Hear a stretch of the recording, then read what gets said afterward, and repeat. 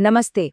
आज बात करते हैं भारत के एक ऐसे कमाल के लैंडस्केप की जो इतना अनोखा है, इतना ऊंचा है और जिसे हाल ही में एक बहुत बड़ी अंतर्राष्ट्रीय पहचान मिली है। चलिए सीधे जानते हैं कि ये क्या है। आप जरा स्क्रीन पर इस नंबर को देखिए। 13। ये कोई मामूली नंबर नहीं है। ये भारत की नेचुरल हेरिटेज में एक नए चैप्टर की शुरुआत है। पर आखिर इसका मतलब है क्या?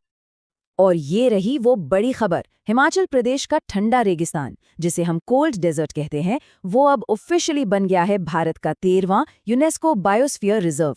इसका मतलब पता है क्या है कि अब ये दुनिया के सबसे खास प्रोटेक्टेड एरियाज के ग्लोबल नेटवर्क का हिस्सा है। तो चलिए इस नए खजाने को थोड़ा और करीब से जानते हैं। देखते हैं कि हिमालय के इस ऊंचे इलाके में आखिर ऐसा क्या खास है जो इसे इतना स्पेशल बनाता है। आइए कुछ जरूरी फैक्ट्स पर नजर डालते हैं। ये रिजर्व हिमाचल के लाहौल स्पीति जिले में है और इसका एरिया पता है कितना है? 7,700 स्क्वायर किलोमीटर, मतलब बहुत ही बड़ा। और इसकी ऊंचाई देखिए, 3,000 से लेकर 6,600 मीटर तक।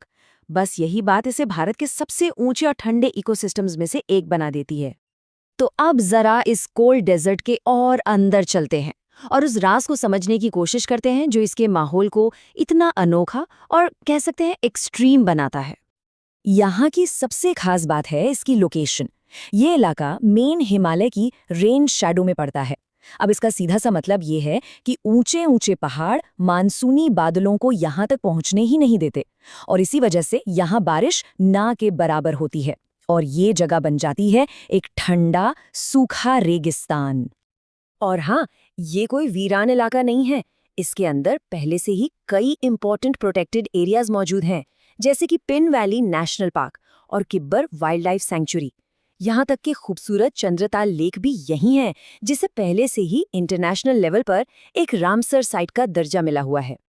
इतने मुश्किल हालात के बावजूद यहाँ की बायोडायवर्सिटी हैरान कर देने वाली है। यहाँ 119 से ज्यादा तरह के पक्षी, 47 से ज्यादा औषधीय पौधे और साथ ही हिमालयन वुल्फ, ब्लू शीप और हाँ, पहाड़ों का वो मायावी भूत स्नो लेपर्ड भी यहीं रहता है। स्नो लेपर्ड को यहाँ की फ्लैगशिप स्पीशीज कहा जाता है। मतलब ये सिर्फ एक जानवर नहीं, बल्कि इस पूरे हाई एल्टीट्यूड इकोसिस्टम का सिंबल है। इसकी मौजूदगी ही कंजर्वेशन की कोशिशों को एक नई जान देती है और दुनिया का ध्यान इस इलाके की तरफ खींचती है। हमने कोल्ड डेजर्ट के बारे में तो जान लिया, लेकिन ये बायोस्फीयर रिजर्व होने का मतलब क्या है? क्या ये बस किसी नेशनल पार्क का फैंसी नाम है? जी नहीं, बिल्कुल नहीं। तो चलिए इस सवाल का जवाब ढूंढते हैं, आखिर ये टैग इतना स्पेशल क्यों होता है? तो इसका निचोड़ ये है कि बायोस्फीयर रिजर्व के दो मेन मकसद होते हैं। पहला, नेचर और बायोडायवर्सिटी को बचाना और दूसरा, वहां रहने वाले इंसानों के लिए सस्टेनेबल डेवलपमेंट को बढ़ावा देना। ये दरअसल नेचर और इंसानों के बीच एक बैलेंस बनाने की कोशिश है, उन्हें अलग-थलग करने की नहीं। और ये बैलेंस कोई हवा में नहीं बनाया जाता, इसके लिए एक बहुत ही सोचा समझा सिस्टम होता है। चलिए देखते हैं कि ये सिस्टम काम कैसे करता है। हर बायोस्फीयर रिजर्व में ये 3 जोन वाला मॉडल होता है। सबसे अंदर होता है कोर एरिया, जो पूरी तरह से नेचर के लिए प्रोटेक्टेड है। इसके चारों ओर होता है बफर जोन, जहां इको टूरिज्म और एजुकेशन जैसी लिमिटेड एक्टिविटीज हो सकती हैं। और सबसे बाहरी लेयर है ट्रांजिशन एरिया, जहां लोकल कम्युनिटीज रहती हैं और ऐसे काम करती हैं जो एनवायरनमेंट के लिए सही हों। मतलब इंसानों और नेचर के साथ रहने का एक स्मार्ट डिजाइन है ये। अब चलिए थोड़ा जूम आउट करते हैं और देखते हैं कि ये कोल्ड डेजर्ट रिजर्व एक बड़े ग्लोबल मिशन का हिस्सा कैसे है। ये कहानी शुरू होती है 1945 में यूनेस्को की स्थापना से। फिर 1971 में उन्होंने मैन एंड द बायोस्फीयर यानी MAB प्रोग्राम लॉन्च किया, जिसने इन रिजर्व्स की नींव रखी। और इसी से इंस्पिरेशन लेकर भारत ने 1986 में अपना खुद का नेशनल प्रोग्राम शुरू किया।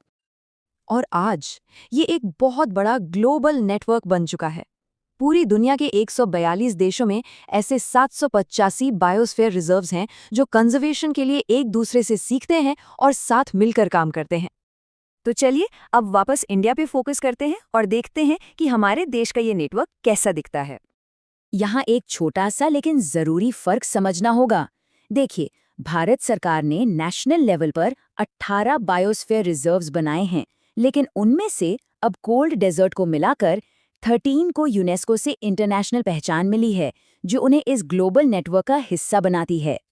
भारत का ये सफ़र शुरू हुआ था 1986 में साउथ इंडिया के खूबसूरत नीलगिरी बायोस्फीयर रिजर्व के साथ।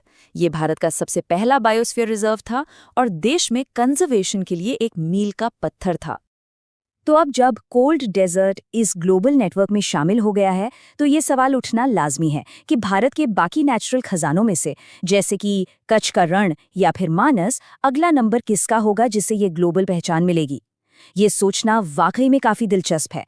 अगली बार तक सोचते रहिएगा।